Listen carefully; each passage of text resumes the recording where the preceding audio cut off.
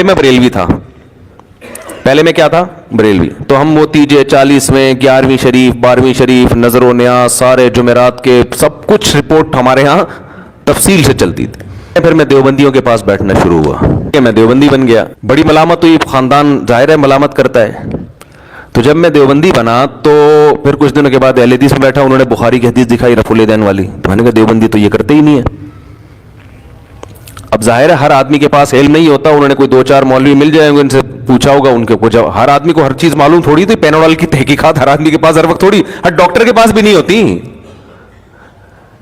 تو وہ پھر اہل حدیث بن گیا. جب میں اہل حدیث بنا تو ایک دن جماعت المسلمین والوں کا کہیں مجھے لٹریچر ملا کہ ہمارا فرقہ وارانہ نام نہیں ہے، یہ حنفی، شافعی، دیوبندی، بریلوی، اہل حدیث، یہ تو فرقے بنائے ہوئے.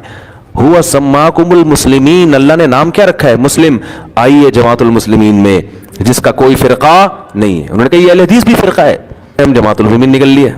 اب آسان نہیں ہوتا مسلک چھوڑنا، ملامت ہے ہمیں تو حق کی تلاش تھی، ہم کہاں نکل لیے؟ جماعت المسلمین. جماعت المسلمین کے اب شکر ہے اس کے بعد کوئی لیٹسٹ فرقہ وجود میں آیا نہیں تھا. اس سے اوپر مسلک چھوڑنا، ملامت ہے ہمیں تو حق کی تلاش تھی، ہم کہاں نکل لیے؟ جماعت المسلمین. جماعت المسلمین کے اب شکر ہے اس کے بعد کوئی لیٹسٹ فرقہ وجود میں آیا نہیں تھا اس سے اوپر کا. لیکن اب جماعت المسلمین بھی پارٹ 1 پارٹ 2 ہو گئی ہے، ورنہ وہ ساری زندگی پارٹ 1 پارٹ 2 کے مناظرے کراتے رہتے کہ ان میں پارٹ 1 صحیح ہے یا پارٹ 2 صحیح ہے. اب تو جماعت المسلمین کا مسئلہ ایسا حل ہوا نا، جب سے پارٹ 1 پارٹ 2 آیا جماعت المسلمین کا زور بھی ختم ہو گیا. ورنہ ہم یہاں محلے میں ایک درد سر بنے ہوئی تھی جماعت المسلمین. ہر تھوڑے دن میں کوئی لڑکا لٹریچر لے کے آ رہا ہوتا، اس کا کیا مطلب ہے، اس کا کیا مطلب ہے. ہم شادیوں پہ کام کر رہے ہیں، لوگوں کو کہہ رہے ہیں یار بیوہ عورتوں کو سہارا دو، اور جناب طلاق یافتہ عورتوں کو سہارا دو.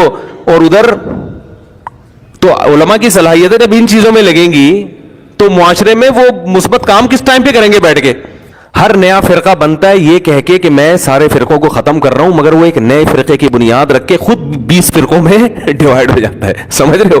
لیبل تو سب نے بڑے اچھے اچھے خوبصورت لگائے ہوئے ہوتے ہیں نا. تو ہوتے ہوتے میں صوبہ سندھ کا امیر بن گیا، کیونکہ پیسے والے بھی ہیں یہ، تو پیسہ بھی بہت دیا. مجھے پھر ایک دن اندازہ ہوا، کیونکہ حق کے متلاشی تھی، مجھے اندازہ ہوا کہ حنفی لوگ ابو حنیفہ کی اتنی تقلید نہیں کرتے جتنے یہ جماعت المسلمین والے اپنی امیر کی مقلد ہیں. یہ لوگ لیبل لگاتے ہیں کہ ہم کسی کی تقلید نہیں کرتے، مگر جتنے بڑے مقلد یہ لوگ ہیں، اتنا بڑا مقلد مجتہدین کی ایسی تقلید نہیں ہو رہی ہے. پھر میں سوال پوچھتا تھا، مجھے اس کا جواب نہیں ملتا تھا، تو میں پھر کنفیوز ہونا شروع ہو گیا. یار تم تو باپ بنائے ہوئے تم نے اپنے امیر کو.